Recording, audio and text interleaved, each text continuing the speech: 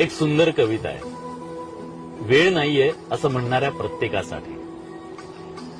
12 तासाचा प्रवास 4 तासांवर आला तरी माणूस म्हणतो वेळ नाही. 12 माणसांचं कुटुंब 2 माणसांवर आलं तरी माणूस म्हणतो वेळ नाही. 4 आठवड्यांनी मिळणारा निरोप आता 4 सेकंदात पोहोचू लागला तरी माणूस म्हणतो वेळ नाही. घरात वर खाली जाणारा वेळ, श्रम, वेळ लिफ्टनं सेकंदावर आला तरी माणूस म्हणतो वेळ नाही. कधी दूरच्या माणसाचा चेहरा पाहण्यासाठी 6-6 महिने लागायचे. आज एका व्हिडिओ कॉलवर माणसाला पाहू शकतो, पण तरी माणूस म्हणतो वेळ नाही. बँकेच्या रांगेत तासनतास उभं राहायचो, आता मोबाईलवर काही सेकंदात व्यवहार करतो तरी माणूस म्हणतो वेळ नाही.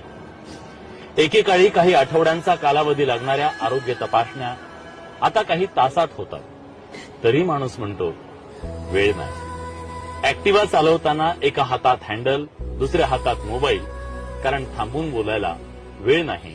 ट्रॅफिक जाम झाला की 2 लेन ओलांडून तिसरी आपण तयार करतो, कारण वेळ नाही. वेळ नाही आईवडिलांना फोन करायला, वेळ नाही निसर्गात रमायला, वेळ नाही आपल्यासाठी जगायला.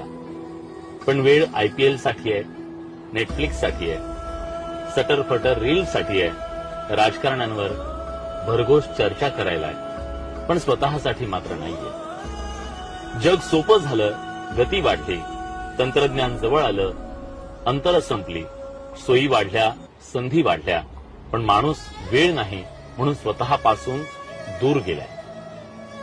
शांत बसून स्वतःशी बोलायला, स्वतःला समजून घ्यायला, किंवा फक्त काही क्षण निखळ हसायला, ग्रंथांचं वाचन करायला, मनन चिंतन करायला, मंदिरात जाऊन देवदर्शन करायला आणि देवाचं नाव घ्यायला सुद्धा वेळ नाही.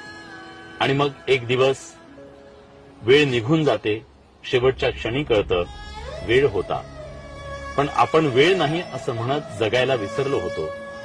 म्हणून आजच ठरवा, स्वतःसाठी थोडा वेळ राखून ठेवा, नात्यांसाठी थोडा वेळ देऊन बघा, मनासाठी, शांतीसाठी, आयुष्याच्या गाभ्यासाठी थोडा वेळ जगून घ्या.